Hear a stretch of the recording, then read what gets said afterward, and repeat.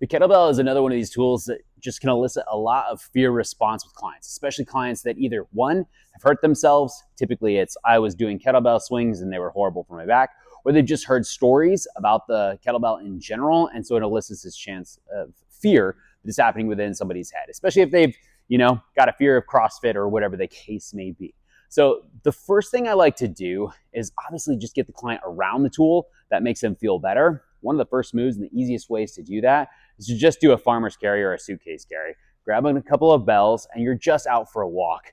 And that's what's nice is we can literally show the client that all we're trying to do is build some grip strength, some rotator cuff strength, and some core stability. And then we're like not going with a dumbbell because it's much easier on the grip from this aspect. It's not going to be clinking into their legs, and it's just a great tool. It's the same as a dumbbell. And we can bridge that gap, right? It's not any different than when you want a brand to be more recognizable, you put it next to another brand that is really popular, that a lot of people trust. Naturally, they trust the one that is right next to it. So you're kind of eliciting that response and taking away some of the fear. Now, the second one that I like to really go to and just give a client some context is grabbing the horns, and I teach them about the tool.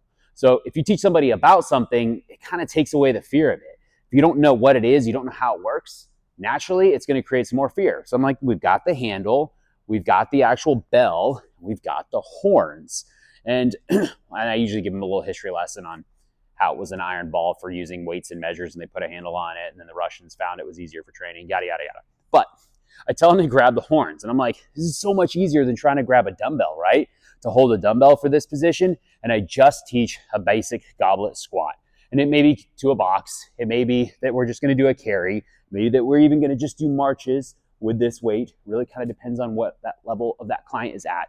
But I'm just getting that tool in their hand, teaching them what it is, so I can take away that fear, right? From here, then typically what I like to do is have the client on the ground. And that's where we can do one of two things. We can either have them in a half kneeling position where they actually feel like they can actually chop, and so they can see how this actual tool, and we can go bigger and bigger and bigger, feels safe, and we're getting that tendency usually towards the move that is similar to a swing, right? We're doing some form of more dynamic movement that is either cross body, through body, etc., but they're getting some hip action without realizing that they're doing something to a swing.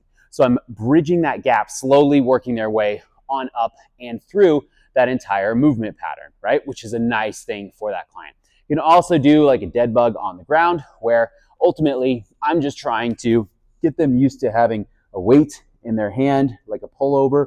We can even do it with the leg, and we can just tell them that they're advancing their core.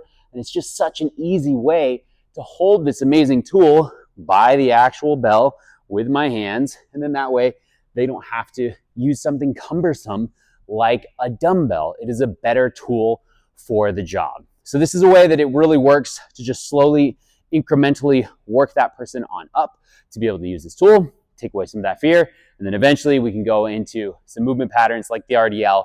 Then we can eventually go into a swing.